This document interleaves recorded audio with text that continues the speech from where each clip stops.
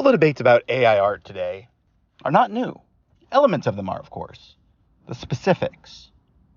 But this has been going on since at least the 1970s. And it's a work of Harold Cohen with the Aaron project that really brought that to light. Aaron was a system that Cohen created to train a computer to create forms. Initially, it was to paint like he painted.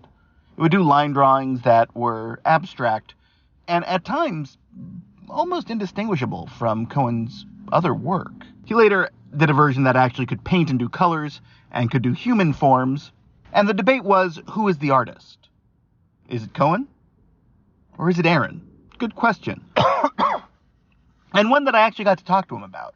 And the great statement he made for me, which I 100% buy into, is if I sign the art and it's more valuable, then I'll sign the art.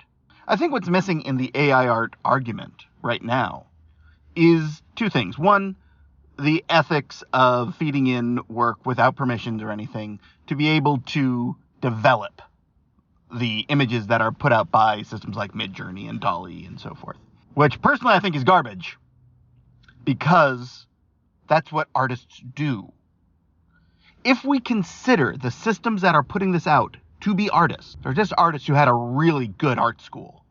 And it's not like you can create exact works in the style of what you fed in. It's not just a cut and paste collage concept. If you've ever tried to recreate, and I did hundreds of generations trying to replicate the Mona Lisa, strings that were 400 or 500 words, and it never even came close. Not only nothing that would fool an expert, nothing that would fool a lay person. And there are reasons for this. Part of it is where the technology's at. And I understand a lot of people are railing against what this will be, not what this is. But I think everything here comes down to one simple concept. It's what does art do and what is it supposed to do?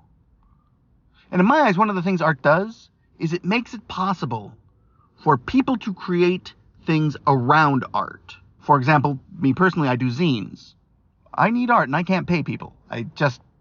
Since I don't sell my things, they don't make any money, so I can't pay. Is it wrong for me to use art? Well, people would say, yeah, because you're using my art, which is on the back end. That's two layers divorced from anything I do. Now, should the companies that are buying this do the art? That's an arguable point. But this really speaks to the idea of appropriation. I legitimately believe appropriation is an art form. That the use of things that you don't have the right to, that you have no permissions to create new artworks, derivative works, needs to be accepted because, very simply, without it, art dies. It becomes something you look at once a year on a field trip to a museum, instead of something that is integral to a part of your life. And when people say, well, once this gets good, how are artists going to make a living? I point to the example I read, I think it was on Twitter. Someone said, this argument happened in the 70s about drum machines.